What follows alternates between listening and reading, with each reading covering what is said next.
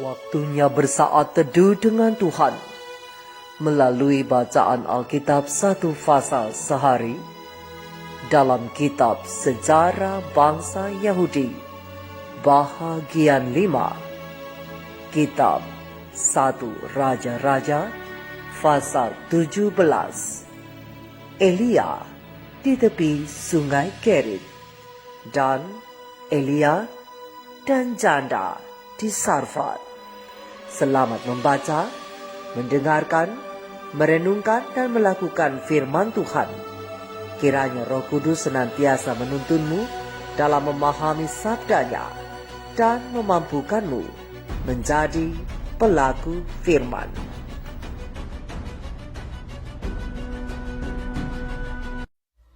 Lalu berkatalah Elia, orang Tisbe, dari Tisbe Gilead, kepada Ahab, "Demi Tuhan yang hidup, Allah Israel yang kulayani, sesungguhnya tidak akan ada embun atau hujan pada tahun-tahun ini, kecuali kalau kukatakan."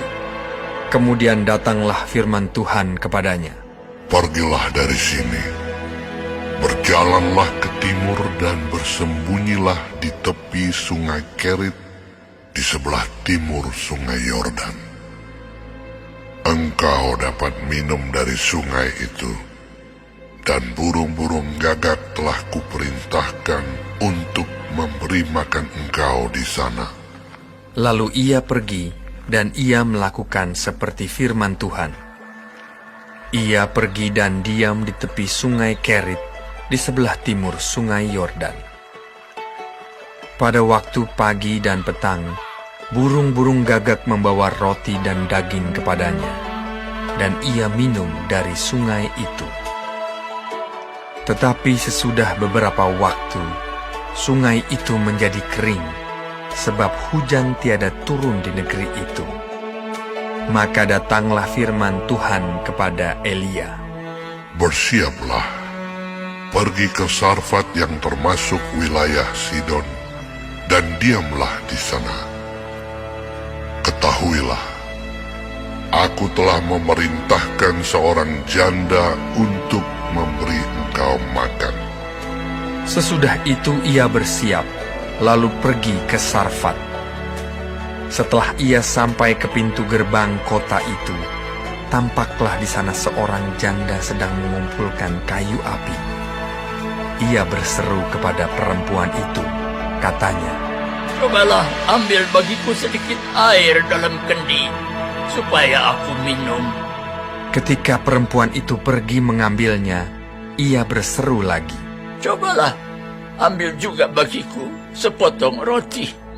Perempuan itu menjawab, "Demi Tuhan Allahmu yang hidup, sesungguhnya tidak ada roti padaku sedikit pun, kecuali segenggam tepung dalam tempayan dan sedikit minyak dalam buli-buli. Dan sekarang aku sedang mengumpulkan 2-3 potong kayu api. Kemudian aku mau pulang dan mengolahnya bagiku dan bagi anakku. Dan setelah kami memakannya, maka kami akan mati." Tetapi Elia berkata kepadanya, "Janganlah takut. Pulanglah. Buatlah seperti yang kau katakan. Tetapi buatlah lebih dahulu bagiku sepotong roti bundar kecil daripadanya, dan bawalah kepadaku. Kemudian barulah kau buat bagimu dan bagi anakmu. Sebab beginilah firman Tuhan Allah Israel, tepung dalam tempayan itu tidak akan habis, dan minyak dalam buli-buli itu pun tidak akan berkurang sampai pada waktu Tuhan memberi hujan ke atas muka bumi." Lalu pergilah perempuan itu dan berbuat seperti yang dikatakan Elia. Maka perempuan itu dan dia serta anak perempuan itu mendapat makan beberapa waktu lamanya. Tepung dalam tempayan itu tidak habis dan minyak dalam buli-buli itu tidak berkurang, seperti firman Tuhan yang diucapkannya dengan perantaraan Elia. Sesudah itu, anak dari perempuan pemilik rumah itu jatuh sakit, dan sakitnya itu sangat keras, sampai tidak ada nafasnya lagi. Kata perempuan itu kepada Elia, Apakah maksudmu datang kemari, ya abdi Allah? Singgahkah engkau kepadaku untuk mengingatkan kesalahanku dan untuk menyebabkan anakku mati? kata Elia kepadanya. Berikanlah anakmu itu kepadaku. Elia mengambilnya dari pangkuan perempuan itu dan membawanya naik ke kamarnya di atas dan membaringkan anak itu di tempat tidurnya. Sesudah itu ia berseru kepada Tuhan, katanya, Ya Tuhan Allahku, apakah engkau menimpakan kemalangan ini atas janda ini juga, yang menerima aku sebagai penumpang dengan membunuh anaknya?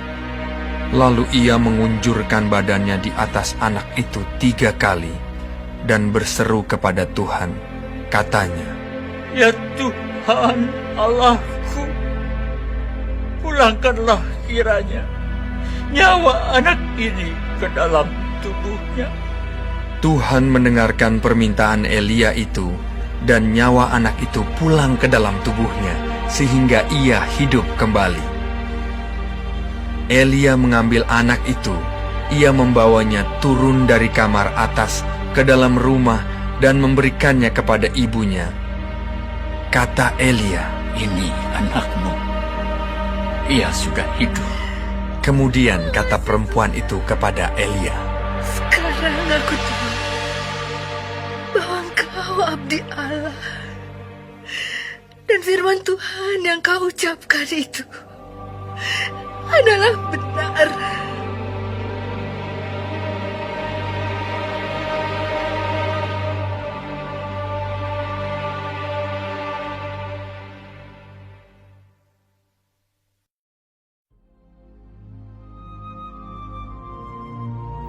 Kita telah menyelesaikan bacaan Alkitab 1 pasal sehari dalam kitab 1 Raja-Raja pasal yang ke-17.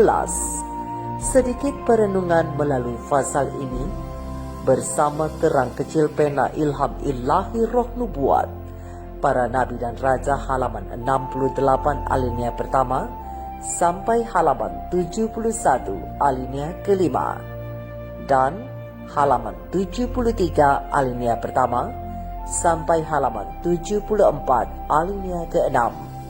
Terang kecil ini menjelaskan, di sebelah timur sungai Yordan, di celah-celah pegunungan Gilead, hiduplah seorang pada zaman Raja Ahab, seorang yang setia dan selalu berdoa, yang bekerja dengan tidak gentar khusus untuk mengamat-amati tersebarnya kemurtadan yang begitu cepat di Israel. Tinggal jauh sekali dari kota yang ramai, serta tidak menjabat satu kedudukan yang tinggi dalam kehidupannya. Namun Elia, orang Tisbe, menerjunkan diri ke atas tugasnya dengan penuh keyakinan terhadap maksud Allah yang akan meratakan jalan yang terbentang di hadapannya dan yang akan memberikan kemajuan yang limpah kepadanya. Perkataan yang beriman dan berkuasa ada pada bibirnya, dan seluruh hidupnya telah dibaktikan kepada pekerjaan pembaruan. Suaranya lah yang berseru-seru di padang belantara untuk mencela dosa dan untuk menekan kembali arus pasangnya kejahatan. Dan ketika ia muncul pada orang banyak sebagai orang yang akan memperbaiki dosa, pekabarannya laksana minyak Gilead bagi jiwa-jiwa yang sakit dosa dari semua orang yang ingin disembuhkan.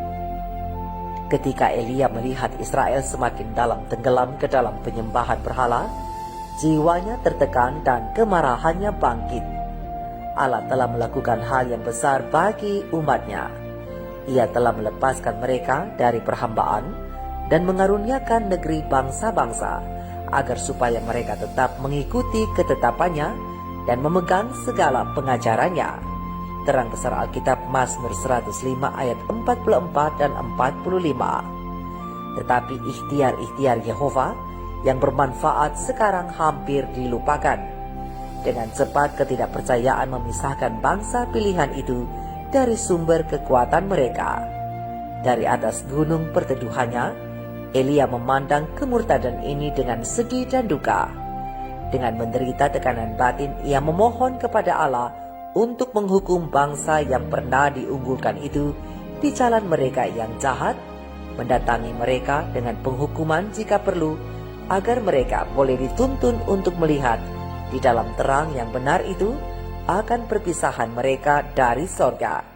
Elia rindu melihat mereka diantar kepada pertobatan sebelum mereka melangkah lebih jauh dalam perbuatan jahat, seakan-akan ia menghasut Tuhan agar membinasakan mereka habis-habisan.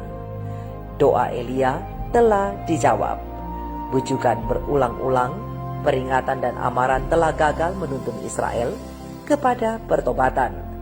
Waktunya telah tiba manakala Allah harus berbicara kepada mereka dengan ancaman-ancaman hukuman. Sebegitu jauh para penyembah Baal menyatakan bahwa perbendaharaan sorga, embun dan hujan bukan berasal dari Yehova, tetapi berasal dari tenaga-tenaga alam yang berkuasa, dan bahwa atas daya cipta matahari, maka tanah menjadi subur sehingga dapat memberikan hasil panen yang berlimpah-limpah. Akibatnya, laknat Allah harus menimpa negeri yang najis ini. Kepada suku-suku Israel yang murtad, haruslah ditujukan hasil kebodohan bersandar pada kuasa Baal demi berkat-berkat yang tidak pasti, sampai pada saat mereka kembali pada Allah dengan pertobatan dan mengenalnya sebagai sumber segala berkat, maka tidak akan turun hujan atau embun ke atas negeri itu. Kepada Elialah tugas untuk menyampaikan berita penghukuman sorga bagi Ahab dipercayakan. Ia tidak menawarkan diri untuk menjadi pesuruh Tuhan, karena firman Tuhanlah yang datang kepadanya. Merasa gemas terhadap besarnya rencana Allah, Elia tidak terkebur mengikuti panggilan ilahi, meskipun menurut bagaikan mengundang kematian yang cepat di tangan raja yang jahat itu. Segera nabi itu bersiap dan berangkat dengan berjalan siang malam sampai ia tiba di Samaria. Elia tidak meminta izin di istana, juga tidak menunggu sambutan resmi. Berpakaian jubah kasar yang biasa dipakai oleh para nabi pada zaman itu, ia melewati para pengawal seperti tidak diperhatikan, lalu berdiri sebentar di hadapan raja yang terpukau. Elia tidak meminta maaf atas kelancangannya yang muncul tiba-tiba. Ia ditugaskan oleh seorang yang lebih besar daripada Raja Israel untuk berbicara, dan sambil mengacungkan tangannya ke langit, dengan hikmatnya ia diberi kepastian oleh Allah yang hidup bahwa penghukuman dari Yang Maha Tinggi segera akan menimpa orang Israel. Elia memaklumkan, "Demi Tuhan yang hidup, Allah Israel yang kulayani, sesungguhnya tidak akan ada embun dan hujan pada tahun-tahun ini, kecuali kalau kukatakan." Hanyalah oleh iman yang teguh yang sudah terlatih dalam kuasa firman Allah yang tak pernah gagal, Elia dapat menyampaikan berita itu. Sekiranya ia tidak memiliki keyakinan yang penuh pada satu yang ia sembah, Elia tidak pernah akan dapat muncul di hadapan Ahab. Dalam perjalanannya ke Samaria, Elia melewati sungai-sungai yang selalu mengalir, gunung-gunung yang diselimuti tumbuh-tumbuhan yang menghijau, dan hutan-hutan di negeri itu yang kelihatannya tidak mungkin menjadi kering. Setiap benda yang ditangkap oleh mata diliputi keindahan. Mungkin saja nabi ini telah memikir-mikirkan bagaimana seandainya sungai-sungai itu yang tidak pernah berhenti mengalir akan menjadi kering, atau bagaimana mungkin gunung-gunung dan lembah-lembah itu akan menjadi gundul dan kering. Tetapi ia tidak menyambut ketidakpercayaan itu ke dalam dirinya. Ia percaya sepenuhnya bahwa Allah akan melumerkan Israel yang murtad itu, sehingga oleh melalui penghukuman mereka akan dapat dibawa kepada pertobatan. Perintah sorga telah diberikan, firman Allah tak dapat gagal, dan pada saat Elia menyambung nyawa dengan beraninya ia menunaikan tugasnya. Laksana halilintar di siang hari bolong, berita bencana penghukuman jatuh ke telinga raja yang jahat itu. Akan tetapi sebelum keterkejutan raja menjadi reda atau dapat menjawab, dalam sekejap mata Elia berlalu dari sana sebagaimana ketika ia datang tanpa menunggu untuk menyaksikan apa akibat dari pemberitaannya. Maka Tuhan beserta dengan dia menuntun perjalanannya. Nabi itu mendapat perintah, berjalan ke timur dan bersembunyilah di tepi sungai Kerit, di sebelah timur sungai Yordan. Engkau dapat minum dari sungai itu, dan burung gagak telah kuperintahkan untuk memberi engkau makan di sana. Elia mendatangi istana Raja Ahab di Samaria. Dia masuk tanpa memberitahu sebelumnya dan memberitakan kepada raja bahwa hujan tidak akan turun di negeri Israel. Sang raja mengadakan pencarian dengan tekun, tetapi nabi itu tidak dapat ditemukan. Ratu Isabel menjadi geram atas berita yang mengunci perbenaran sorga. Dengan tidak membuang-buang waktu, ia berunding dengan para imam Baal yang bersatu dengan dia dalam mengutuk nabi itu dan menentang murka Yehova. Tetapi meskipun mereka ingin menangkap orang yang dianggap penyebab kesengsaraan, mereka telah ditakdirkan untuk menemui kekecewaan. Walaupun mereka juga tidak dapat menyembunyikan dari orang-orang lain berita penghukuman yang sudah dimaklumkan itu sebagai akibat kemurtadan yang sudah berlangsung. Berita kutuk Elia terhadap dosa-dosa Israel dan nubuatnya akan adanya hukuman yang segera akan tiba dengan cepat tersebar ke seluruh pelosok negeri. Ada sebagian yang merasa gentar, tetapi pada umumnya pekabaran sorga tersebut diterima dengan cemoohan dan hinaan. Kata-kata nabi itu segera menjadi kenyataan. Mereka yang pada mulanya cenderung mengejek pikiran yang mendatangkan mara bahaya, segera melihat pantulannya yang benar-benar menjadi kenyataan. Sebab setelah beberapa bulan kemudian, tanah tidak dibasahi oleh hujan atau embun, menjadi kering sehingga tumbuh-tumbuhan layu. Sementara waktu berjalan terus, sungai-sungai yang tidak pernah berhenti mengalir mulai surut, dan anak-anak sungai mulai menjadi kering. Namun rakyat telah diberi semangat oleh para pemimpinnya agar yakin pada kuasa Baal dan supaya melupakan nubuat omong kosong Elia. Imam-imam itu masih tetap menyatakan bahwa adalah kuasa Baal sehingga tidak ada hujan. Jangan takut terhadap Allah Elia atau gentar terhadap firman-Nya, kata mereka. Baalah yang mendatangkan penuaian pada musimnya dan yang menjamin kehidupan manusia dan hewan. Pekabaran Allah kepada Ahab memberikan kesempatan bagi Isabel dan imam-imamnya serta semua pengikut Baal dan Asyitoret untuk menguji kuasa-kuasa Allah-Allah mereka, sehingga jika mungkin membuktikan kepalsuan perkataan Elia. Nubuat Elia berdiri sendiri melawan kepastian ratusan imam penyembah berhala. Meskipun ada maklumat nabi itu, bukankah Baal tetap dapat memberikan embun dan hujan yang menyebabkan sungai-sungai mengalir terus dan menyegarkan tumbuh-tumbuhan, lalu membiarkan Raja Israel berbakti kepadanya dan rakyat akan mengaku bahwa dialah Allah. Untuk tetap memikat rakyat dalam penipuan, imam-imam Baal terus mempersembahkan korban kepada Allah-Allah mereka dan berseru kepada Allah-Allah itu siang malam agar menurunkan hujan.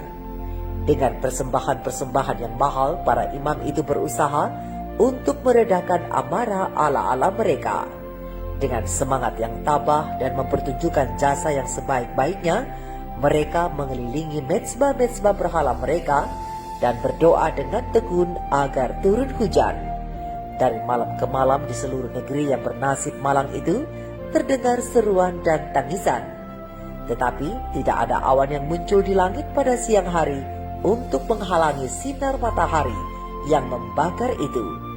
Tidak ada embun atau hujan yang membasahi tanah yang melekah. firman Yehova tetap tidak berubah oleh apa saja yang dapat diperbuat oleh imam-imam Baal itu. Setahun telah berlalu, namun hujan pun belum turun. Bumi seakan-akan dipanggang oleh api. Panas terik matahari membinasakan tumbuh-tumbuhan kecil dan apa saja yang masih hidup. Sungai-sungai menjadi kering, binatang ternak yang menguak dan mengembik beredar-edar ke sana kemari dalam keadaan putus asa. Padang-padang yang tadinya subur telah berubah bagaikan padang pasir yang hangus, suatu kebinasaan yang sia-sia. Hutan-hutan yang membuat nikmat bagi para penyembah berhala kini menjadi gundul. Pohon-pohon di hutan yang menghiasi alam menjadi kurus dan kering karena tidak ada yang menaungi.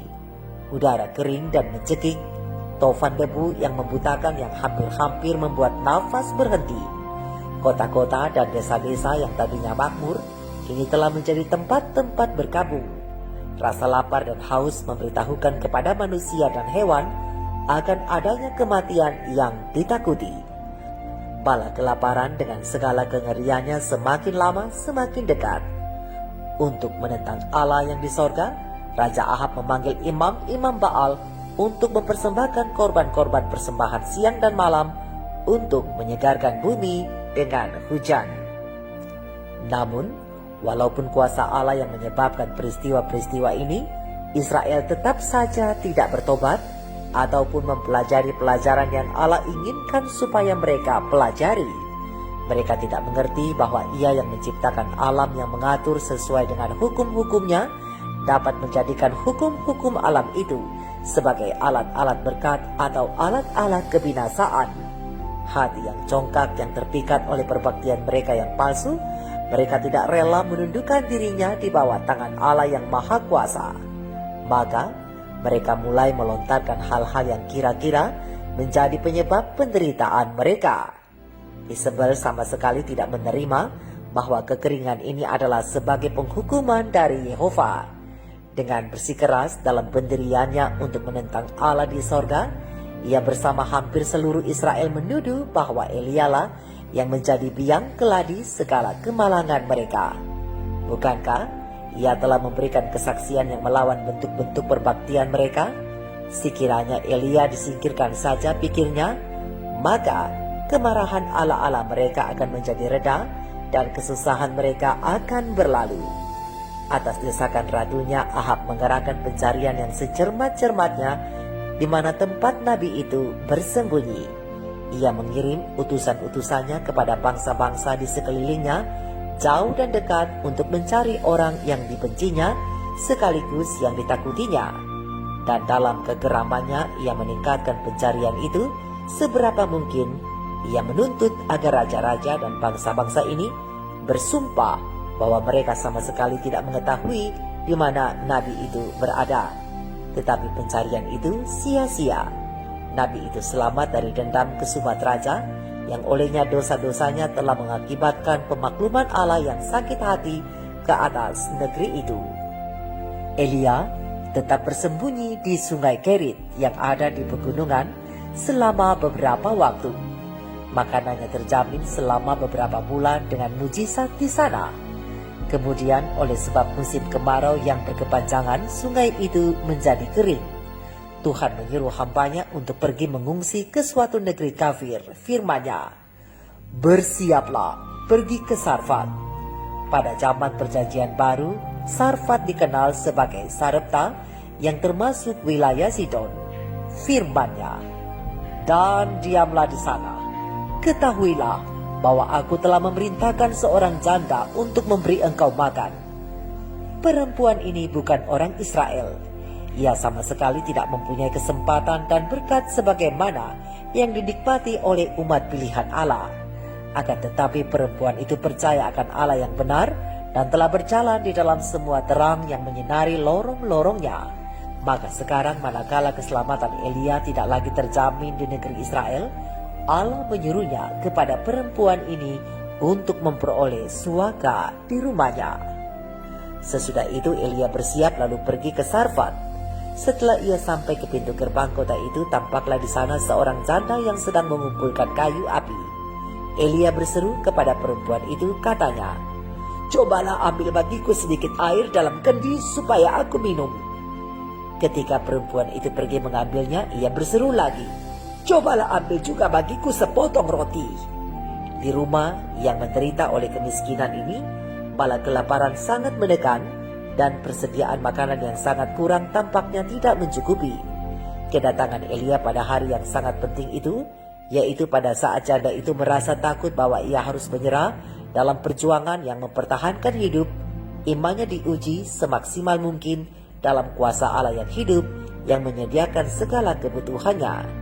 Namun walaupun dalam kebutuhannya yang sangat mendesak, ia menyatakan imannya oleh memenuhi permohonan orang asing yang memintanya untuk membagikan makanannya yang terakhir dengan orang asing itu.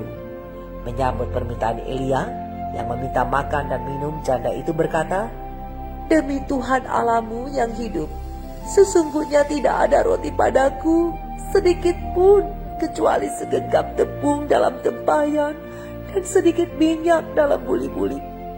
Dan sekarang aku sedang mengumpulkan 2-3 potong kayu api.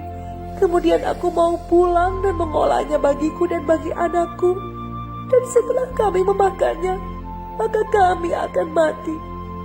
Tetapi Elia berkata kepadanya, "Jangan takut, pulanglah. Buatlah seperti yang kau katakan. Tetapi buatlah lebih dulu bagiku sepotong roti bundar kecil dan daripadanya, dan bawalah kepadaku. Kemudian barulah kau buat bagimu dan bagi anakmu. Sebab beginilah firman Tuhan Allah Israel, tepung dalam tempayan itu tidak akan habis, dan minyak dalam buli-buli itu pun tidak akan berkurang, sampai pada waktu Tuhan memberi hujan ke atas muka bumi." Tidak ada ujian iman yang lebih besar daripada tuntutan ini. Sampai saat ini janda itu telah melayani semua orang asing dengan keramahan dan kedermawanan. Kini tanpa menghiraukan penderitaan yang mungkin membawa akibat buruk bagi dia dan anaknya, dan percaya pada Allah Israel yang akan menyediakan setiap keperluan, ia menghadapi ujian kedermawanan yang luar biasa ini oleh mengerjakan seperti yang dikatakan oleh Elia. Ajaiblah kedermawanan perempuan Punikia ini yang ditujukan kepada Nabi Allah, dan sungguh ajaiblah imannya yang memperoleh pahala dengan limpahnya. Maka perempuan itu dan dia serta anak perempuan itu mendapat makanan beberapa waktu lamanya. Tepung dalam tempayan itu tidak habis dan minyak dalam buli-buli itu tidak berkurang seperti firman Tuhan yang diucapkannya dengan perantaraan Elia. Sesudah itu, anak dari perempuan pemilik rumah itu jatuh sakit, dan sakitnya itu sangat keras sampai tidak ada nafasnya lagi. Kata perempuan itu kepada Elia, "Apakah maksudmu datang kemari, ya abdi Allah? Singgahkah engkau kepadaku untuk mengingatkan kesalahanku dan untuk menyebabkan anakku mati?" Kata Elia kepadanya, "Berikanlah anakmu itu kepadaku."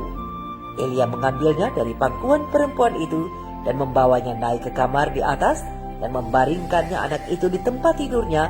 Lalu ia mengunjurkan badannya di atas anak itu 3 kali dan berseru kepada Tuhan. Tuhan mendengar permintaan Elia itu, dan nyawa anak itu pulang ke dalam tubuhnya sehingga ia hidup kembali. Elia mengambil anak itu, ia membawanya turun dari kamar atas ke dalam rumah dan memberikannya kepada ibunya. Kata Elia, "Ini anakmu, sudah hidup." Kemudian kata perempuan itu kepada Elia, "Sekarang aku tahu bahwa engkau abdi Allah, dan firman Tuhan yang kau ucapkan itu adalah benar." Saudara dan saudariku, janda perempuan Sarfat itu membagi makanannya yang paling sedikit kepada Elia, dan sebagai imbalannya hidupnya dan anaknya terjamin. Maka bagi semua orang yang pada waktu kesusahan mau menaruh belas kasihan dan menolong orang-orang lain yang lebih membutuhkan, maka Allah menjanjikan berkat besar kepadanya. Mari kita renungkan ini bersama. Tuhan Yesus memberkati. Shalom.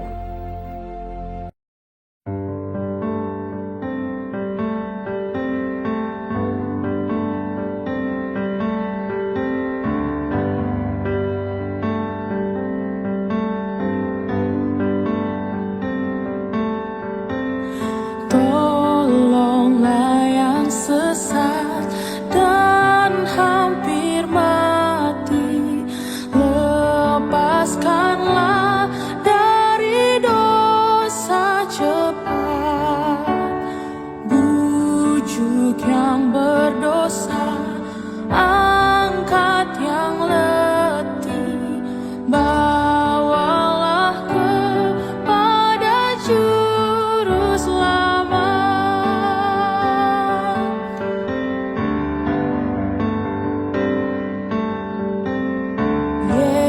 Yesus menanti.